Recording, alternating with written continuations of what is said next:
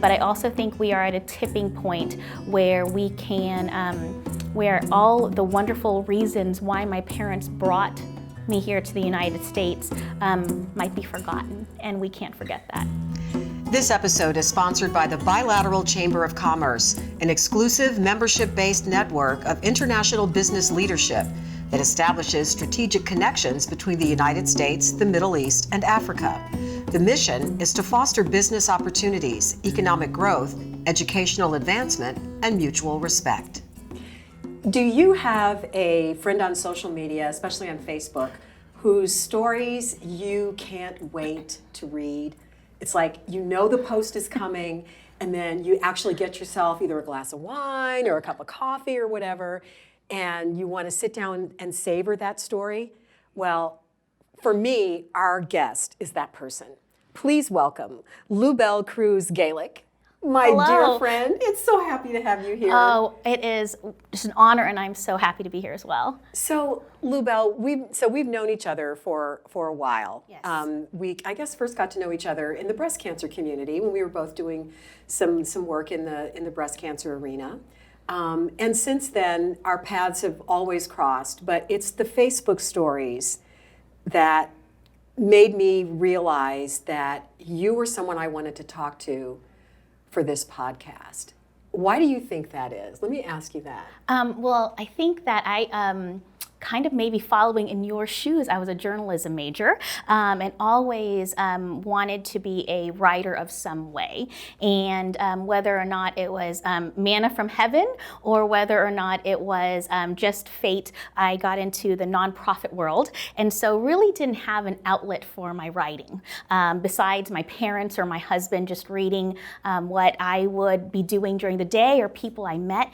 And then on social media, I just started posting some stories of friends, of people I had run into or become close to, my family, especially my parents and my husband, much to their chagrin and happiness. And that would be Boomer, yes. and then Bernie. And Lorelle. Yes, okay, we're going to hear about that. We will. And they are, and so I started posting and it seemed like people liked it a lot. And I started doing it more. And if anything, if it showcases how wonderful humanity can be, and or just makes someone smile, and or makes them grateful to be alive in that moment, I was successful in whatever I wrote that day.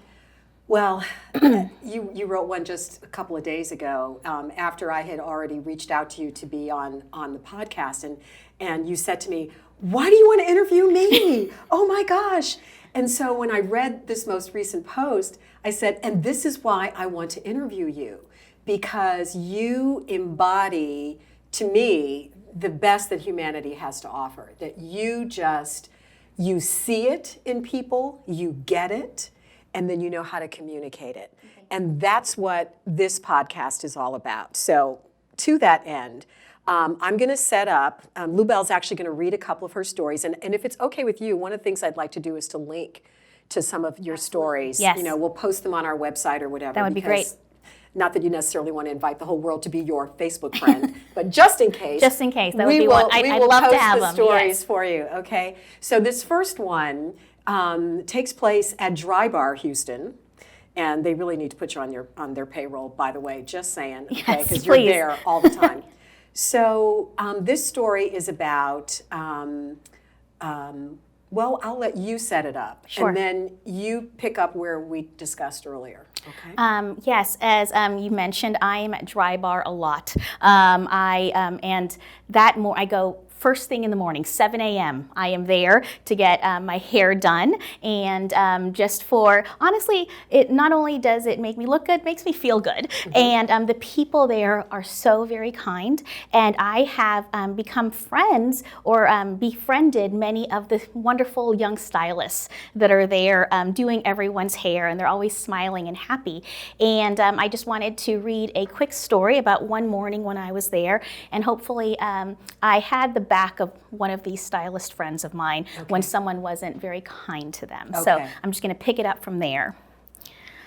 I was at Dry Bar earlier this week at my regular opening time and was sitting as I normally do with Starbucks in hand, clicking away on my iPad and joking with Leah, my stylist, when an older woman sat next to me. I waved at her stylist, Logan, a happy African-American young woman who always makes me giggle when she bops around to whatever Spotify playlist the receptionist chose that morning. Everyone quickly realized the older woman was a bit crabby.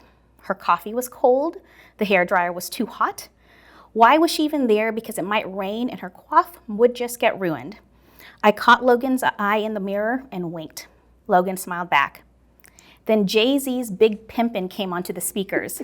Logan did her normal thing and started bouncing to the bass and whispered the lyrics. I grinned to myself as I pounded away on another email. All of a sudden, I hear the older woman sigh heavily and say, "This music is atrocious." Logan, totally alarmed, stopped singing and smiling, and in silence continued to brush the woman's hair. "I don't mean to offend you," the woman said, "but this is not music. It might be your people's music for your kind of people, but it is simply atrocious."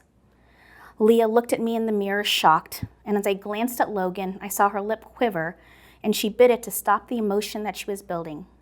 She whispered to the receptionist, "Can you change the station?" As many of you know, I'm a very early riser. What you don't know is 7:12 in the morning is my jam, and also when my sassy is at its peak. I closed my iPad, turned around, and said, "No, don't change it. I love this song." And then I sang, because God our Father certainly didn't give me the ability to rap, and I said, "We doin' big pimpin', spending G's, big pimpin' on BLADs. We doing big pimpin' on NYC. It's just that Jigga Man, Pimp B, and Seen You and Me." The hair dryers in the song were the only things you could hear as everyone turned to look at me. I turned to Logan and said, "I love this song. I love our music." The older woman huffed angrily and said, "I don't know what you're trying to do, young lady, but this music..." I turned to her and the third cup of coffee kicked in. "I love this music. I bet I would love your people's music too." The older woman stared at me and said, "What music is that?" I said, "You tell me."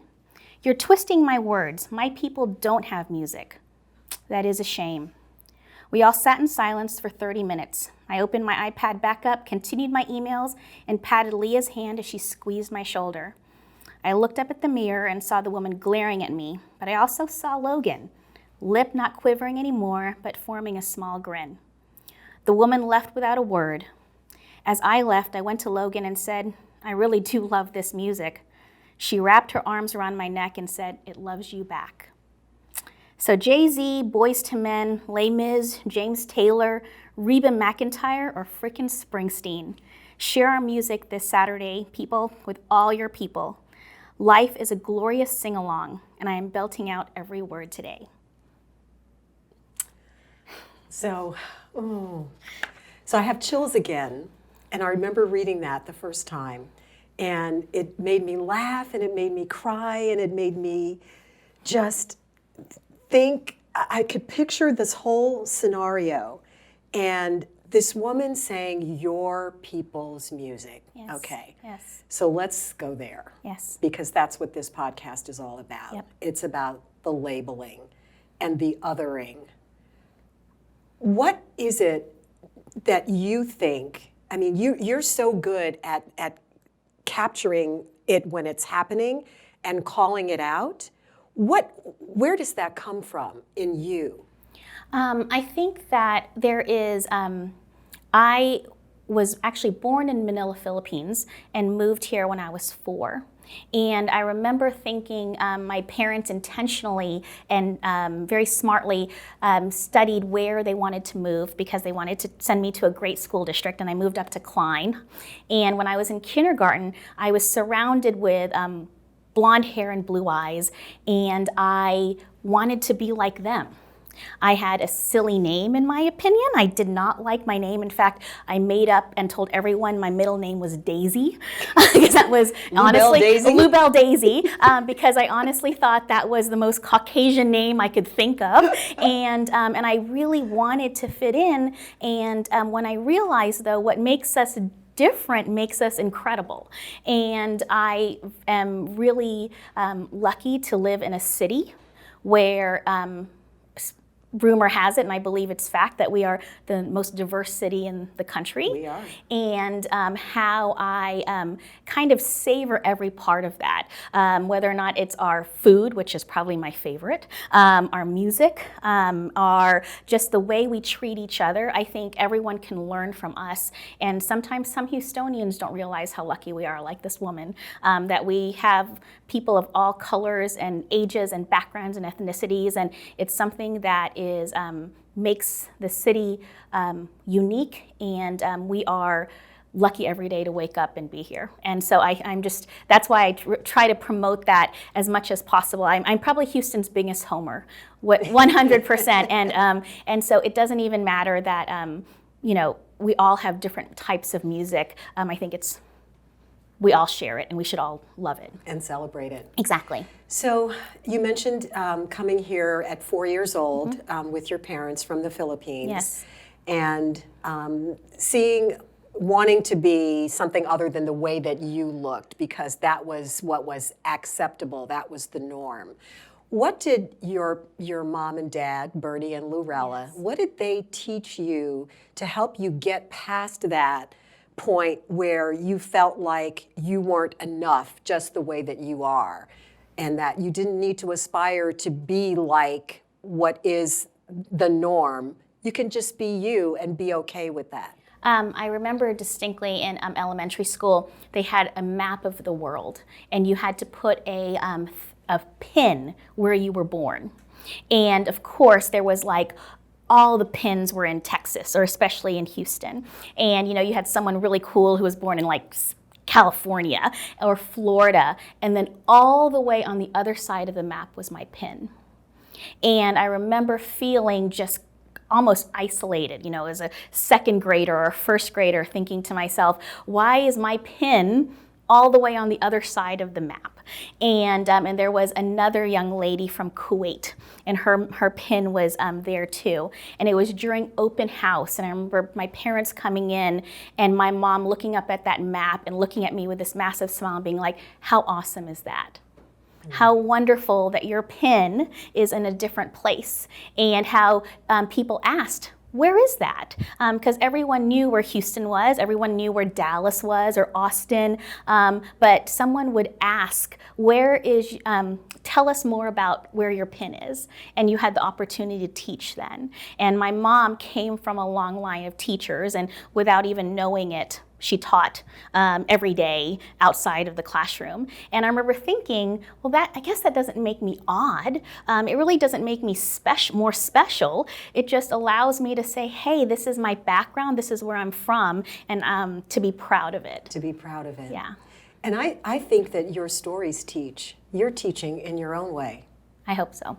I hope so. Do you ever think about it in those terms? I hope, if anything, my stories teach the art of love and the art of faith in some of them. And when I say faith, it's faith in each other. It's faith in whatever part of the sky you pray to. And I hope I teach people to ask questions, ask about other people's stories.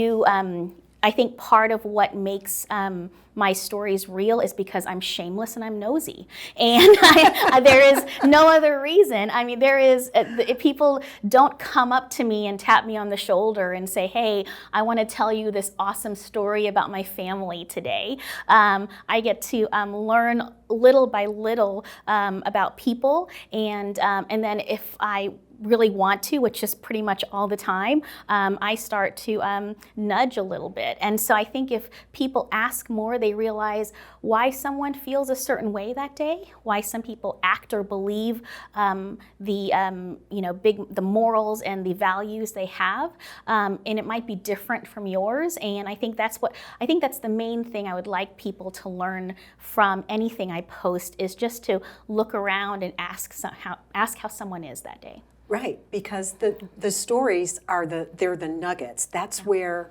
we that's what we can grasp onto to try to understand. Yes. And that's what this podcast is all about, is trying to share people's stories so that people who are watching and listening might say, oh, wow, I can see myself in that. And that person's more like me than I realized. That's right. That's the common humanity piece. And I think what people also learn very quickly is how Houston is the smallest big city in the world, and how just listening to your podcast, I not only am like, I know that person, or I've listened to that person speak, or I've been to that museum, and now I understand it more. And I think people open their mouths a lot and they don't open their ears enough. Okay, one of the many nonprofit organizations. Well, first of all, tell people what you do for a living, because we kind of haven't really talked about that. No. So right now I work for Sterling Associates, which is a nonprofit consulting firm here in town. I've been there for 6 years, and I have the privilege to work with nonprofits all over the city, including as big as Theater Under the Stars. I'm a big musical lover, and I'm very lucky to work with that organization, all the way to a small school called the Arbor School. That is a school for children with disabilities. And also the Center, which is many people know is a training and housing and awesome organization for adults with disabilities. And before that, though, is where I met you. Right. And I was at the Pink Ribbons Project for 13 years. And that is really, I started at Pink Ribbons when I was 22 and didn't know one person with breast cancer. I went there because honestly they gave me a job, and the founders were such inspirations to me, and I formed my own family, honestly, of breast cancer survivors and patients and their families. And when I left Pink Ribbons Project, I still was very involved there, but continued on with many breast cancer advocacy work. One of the organizations that you're very involved with is Sweets of Hope. Yes. So share a little bit about what Sweets of Hope is all about, and then go into your story, the post that you did on that. Yes. At Pink Ribbons, one of the breast cancer survivors that I met was a woman named Rachel Midget. And Rachel was diagnosed at age 37. And she started going to MD Anderson for clinical trials because she was diagnosed at stage 4. And she realized quickly, she lived in Bel Air, and all of her friends that she met at getting treatment were from Sacramento and Kansas City and New York. And in addition to the financial burden of all of the medical treatment, they were paying for a hotel. And they were paying for parking at a hotel. And so she went home to her wonderful husband, Clint, and said, you know, I don't think I'm going to live to see my retirement. So I think I want to buy a condo to start housing these families. And she did. And one of one of the pros of me retiring from Pink Ribbons Project was I got on the board of Sweets of Hope. Rachel passed away at 41, and her husband, her physician, and 5 of us have continued Sweets of Hope in her legacy and actually have bought 3 more condos. So we have 4 Sweets of Hope, and it is all, we have, I am the volunteer executive director, and all of you listening, I wish I could put a font with an underline that said volunteer. None of us get paid. We get paid with pretty incredible stories of these patients. And the one that I shared with you that I would love to share is actually somebody who never stayed with us. And but she is an extraordinary person, and I'll just read that story right now. Please That's okay. do. Tanya Mayfield was scheduled to move into Sweets of Hope in 10 days on Monday, November 6th. She and I met via phone almost 8 months ago after she inquired about housing in Houston. Tanya had an advanced case of breast cancer and was waiting for approval to participate in a clinical trial at MD Anderson. In the meantime, she was getting treatment in her hometown of Atlanta. When we talked for the first time, she was thinking ahead and desperately needed to find a place to stay. Tanya was simply a joy. She loved her life, her family, her faith, and knew without any doubt she was going to conquer this disease. At the beginning of the spring, and I remember this because she told me how excited she was to see the legendary Texas bluebonnets, she called and said she was accepted into the trial and it would begin at the beginning of November. Could she possibly move in on the 6th? Absolutely. We emailed in August to touch base about her health, and I said I would see her then. 2 weeks ago, I emailed Tanya to set up a time for her move-in. I surprisingly did not get a response. She was always so prompt and responsible. A week later, I called and left a message on her home number. Nothing back. This afternoon, I got a call on my cell phone from Tanya's sister. Is this Loubel? Yes, I said, wondering if I should have answered because I did not recognize the number at all. My name is Alyssa, Tanya Mayfield's sister. Oh, hello. I'm so sorry to tell you, my sister died on September 14th. I had forgotten she made reservations to stay with you.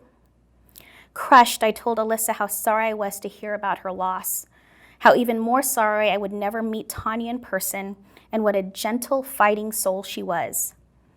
I'm sorry I kept emailing, calling her. That's probably why you contacted me.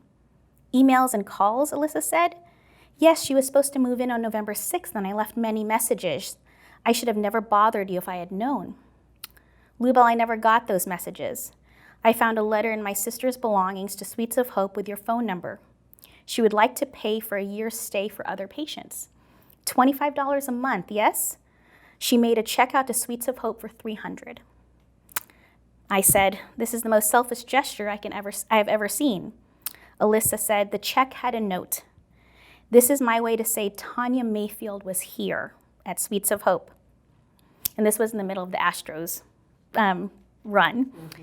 In the middle of the long nights, early mornings, life stresses and joy, baseball fun and cheers, and quiet moments of why, I needed this. A reminder that when I scheduled my meeting with Tanya, we had no clue, maybe she did, that the continuation of our friendship would be much later in another life. That a life I was excited to be a part of, I would never see in person. That to live is the rarest thing in the world. Most people just exist, and that is all. Tanya Mayfield was here, will most certainly be on the wall at Sweets of Hope, and it is. But today it will be on my news feed, in your world for even a moment, and in my world forever. She just didn't exist. She, even for the shortest time, lived. Oh. And so I think that's really we have this tremendous medical center in Houston, and Sweets of Hope plays a tiny, tiny part of it. But to these women and men and their families are fighters. And I love posting about that because I think people don't realize the struggles people are going through at any given moment. Yeah. And it's so, I guess it's human nature, but we often talk about how we find a way to come together when we are having a shared experience. And so often those shared experiences are struggles. Yes. Hurricane Harvey. Yes. Understanding how people are dealing with debilitating illness. Whatever it is, when we see that we're all in need, we band together. We remember each other's humanity. That's right. We help each other.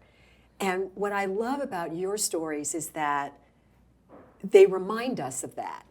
I hope so. They remind us of that because I remember, all of us here in the Houston area, of course, many are still recovering from Hurricane Harvey. There are many people that are still not in their homes. That's right. And some will never get back in their homes. They just have to find a new normal. But during that time, people didn't stop to ask you what your faith was or who you voted for. That's right. Or what your beliefs in whatever are. When they saw you in need because your house is underwater and you're trying to get out, they just said, how can I help you? That's right. And as the recipient, you didn't say, oh, man in the boat who's going to save my butt. Who did you vote for? That's right. You know what I'm saying? Or what church do you attend? Or what church do you That's attend? Right. Yes. Who do you pray to? None of that stuff matters when you get down to the survival, life and death, which what humanity is all about. So, Loubel, I could sit here and talk to you for days, and I know your considerable following on Facebook has been after you for a very long time to just write a book already. Oh, no. Okay? Just write a book already. So I'm going to keep nudging you to do that. But in the meantime, Yes. There's another story that I want you to share, Yes. and it's even more personal because it's about you. That's right. I do write about me every once in a while, but they're just honestly just small quips. Mm-hmm. My longer stories are other people or my family.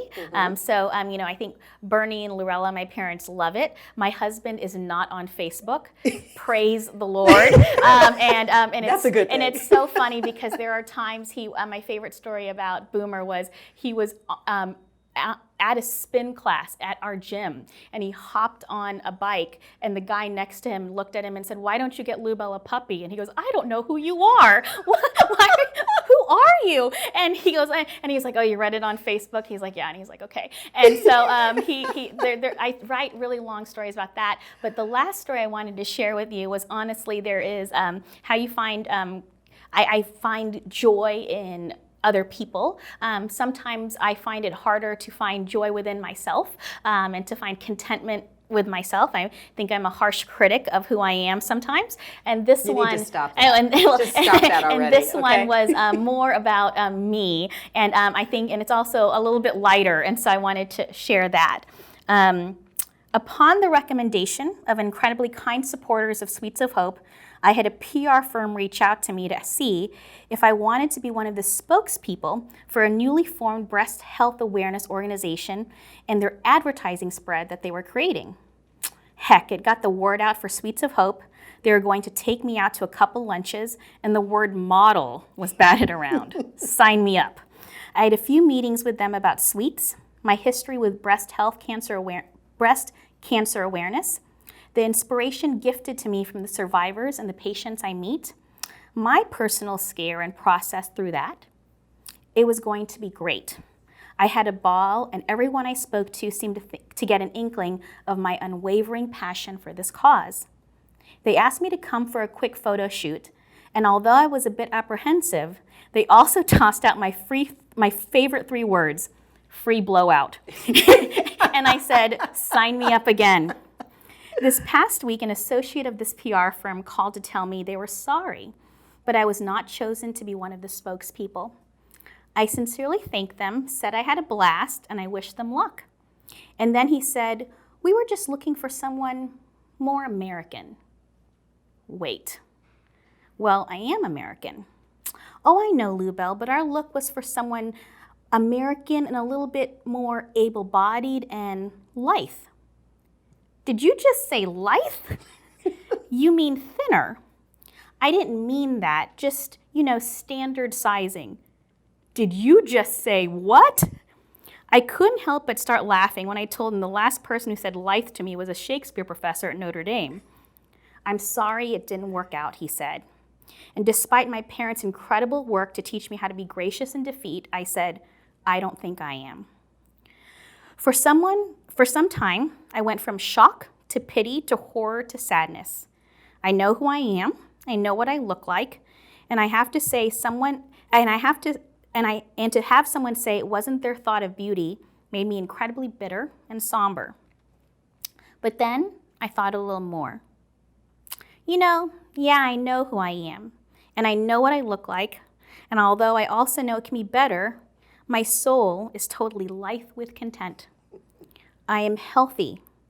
Sure, there are days the size 12 pants get tighter after a burger, but after some medical scares that turn out on the bright side and watching others desperately trying to stay well and strong as cancer invades their bodies, I hug my curvy self a lot. My mind may not be the sharpest tool in the shed, but it knows how to laugh, care, wonder, and appreciate my American life. My American life through my Filipino heritage, with my friends from around the world, working in an incredible job that assists every sector, class, religion in the country's most diversified city. It's all good, and I wish them well, because I also realize it doesn't matter who speaks about breast cancer as long as someone keeps talking about it. And I realized I'm already a spokesperson for my family, for my friends, for myself, and I don't even need a headshot. No, you definitely do not need a headshot. You're a spokesperson for humanity. You truly are. That's a great label. I'll take that. Yeah, you should, and you should wear it proudly because you're special. Something you said about, just making sure that we embrace the small moments, you know? If there were one thing that you could leave with our audience, and you said something a little bit earlier, but I'm going to give you a chance to say even more about your thoughts about where we are as a society right now, the divisions that seem to be so pervasive and more difficult to overcome day by day, particularly as an immigrant to this country and knowing what the immigration debate is right now. What do you think is, I won't say even the answer, but what are some steps that we as individuals can take to deal with this situation? I am it was interesting. I wrote a post along last election, actually 2016 election. I wrote a post before the results came in, and it was about how I was assigned to take my grandfather to vote. Out of the 13 grandchildren, I was assigned the cardiologist and voting is pretty much my two assignments.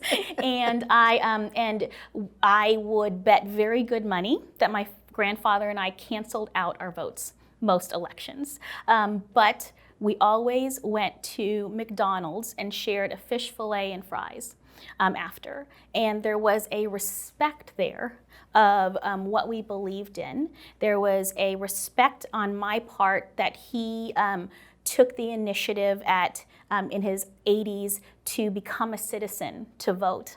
And there was, I'm sure, a respect that he had for me and his 12 other grandchildren that he taught his own kids to give us the best life possible, which included free will and our own minds and our own opinions to form. And it's everything from, just not even political, but they taught us, my grandparents and my parents and my aunts and uncles taught us all how to love freely and unconditionally and how to be respectful to everybody despite what their viewpoints are. And that, I think, is really lacking. I can absolutely say that I'm very strong in my belief, which is number one, love is love is love, no matter what that is, whether or not it is, to your family or your friends, to your earth, to just whoever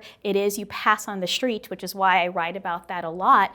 And I think there is, you always, you might vote differently, but you still need to share your fries after. And I think that is something I'd love to just leave with your audience is to listen more and to also be able to share your love of each other and your hope for the future. I'm 41 and I think I'm in a very lucky spot that I've got godchildren and nieces and nephews that I have to think ahead for.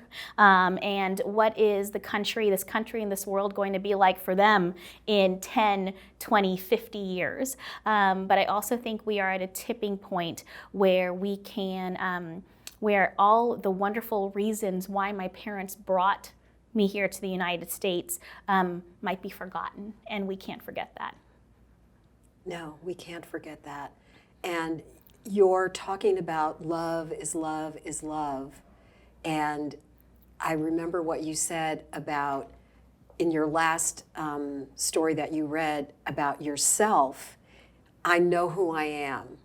I know what I look like. I know what my beliefs are.